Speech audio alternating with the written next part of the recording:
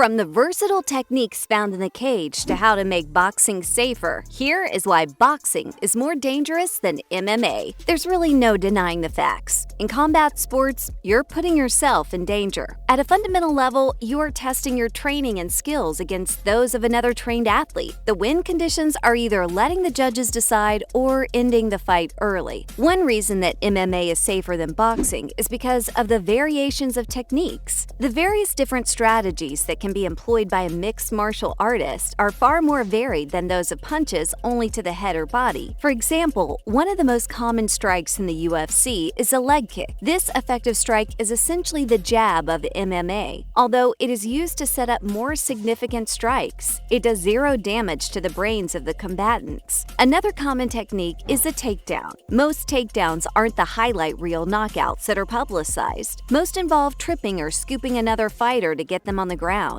These trips, throws, or scoops typically do very little damage to fighters' heads, if any at all. The UFC specifically is home to some of the foremost wrestling talent in the world, and those wrestlers would prefer to set up their ground and pound, which, although features strikes to the head, they are arm punches that lack the power of standing strikes, due to the inability to put all the leverage from the legs and hips behind the strike. The very techniques found within the cage also introduce another win condition: the submission. Most MMA sanctioned submissions don't harm the brain in any way. These are typically targeting fighters' limbs. Things like heel hooks, arm bars, and kimuras don't do any damage to a fighter's head or brain. The possibility of a choke going on for too long could result in brain damage, but these chokes are stopped by officials before any long-term damage can be done. The British Journal of Sports Medicine published a study that said that only 28% of MMA fights are decided by a blow to the head. That is not the case in boxing at all. What do you think? Have you ever seen a fighter suffer massive head trauma from a submission? Speaking of the officials, this is another safety feature that MMA has over boxing. The way boxing is officiated versus how sanctioned MMA is are nearly day and night. MMA refs have a mandate to stop fights and protect fighters when they can no longer intelligently defend themselves. This oftentimes comes as a controversy, but when it is compared to the 10 count, it is very easy to see why it is needed. Boxers can answer a ref's call by the count of 10 and continue the fight, no matter how much damage has been inflicted during the bout. What do you think? Should the 10 count be done away with? Not all concussions render the victim unconscious, and even when they do, MMA fighters have about a 40% less likely chance of that happening. Boxers experience a 7.1% chance, as opposed to 4.2% for MMA. According to research published in the British Journal of Sports Medicine, boxers experience concussions and head trauma in general far more frequently than MMA fighters. The study's findings were a horror show for boxers. It linked these repeated head traumas to a reduction in not only brain function but the size of brain structures. That diminished about 3 times faster in boxers than in MMA fighters in the same amount of contests. What other factors contribute to these findings? Another factor is simply the length of these fights. UFC title fights are 25 minutes long if they go the entire fight. These fights are made up of 5-minute rounds. The title fight in boxing is 36 minutes if it goes the distance. These 12 3-minute rounds see only punches, whereas MMA title fights see the varying techniques we discussed before. This is problematic for a number of reasons. Boxers are taking more punishment due not only to the lack of techniques available, but also due to the equipment in use. Typical boxing gloves seen in matches are 14 to 16 ounces, compared to 4 ounces in MMA. More padding means more protection, right? Yes, for the fighter's hands. With no regard to suffering fractures in their hands, boxers throw far more punches in a fight than MMA fighters do. In addition, the added padding creates a larger and softer surface area. While that is good to displace the pounds per square inch force, it also protects better against cuts. MMA fights get stopped all the time due to excessive bleeding, whereas boxing fights, this ref or doctor stoppage is far less common. Just another layer of protection that MMA fighters have that boxers do not. What do you think? Would you like to see a reduction in glove size in professional boxing? Would this change be enough to protect fighters better in the long run? Speaking of the long run, MMA fighters have far more optimistic outcomes in their long-term neurological health. Even boxers with defensive styles cannot outrun the effects. Don't believe me? Let's go to the very top then. Muhammad Ali is considered by many to be be the greatest boxer to ever live. His speed, length, and skills made him almost impossible to hit. The greatest was diagnosed with Parkinson's disease in 1984. The diagnosis was later linked to the frequent and devastating head trauma he sustained during his career. The long-term effects outlined will catch up to everyone in the ring. Not even the greatest could outrun the effects. You may be thinking, of course a heavyweight would endure this amount of damage. There are studies that say that exact thing. Trauma is worse in higher weight classes. What about the smaller guys? A more devastating account of this level of brain trauma was the 1995 matchup between Nigel Benn and Gerald McClellan. This cautionary tale of the dangers of boxing makes people who watch it have their blood run cold. McClellan had been running through his own weight class. He ended 29 of his 31 fights via the KO and needed a step up. He found that step up in Nigel Benn. The two men fought an absolute war. The action went back and forth until McClellan caught a big right to the back of the head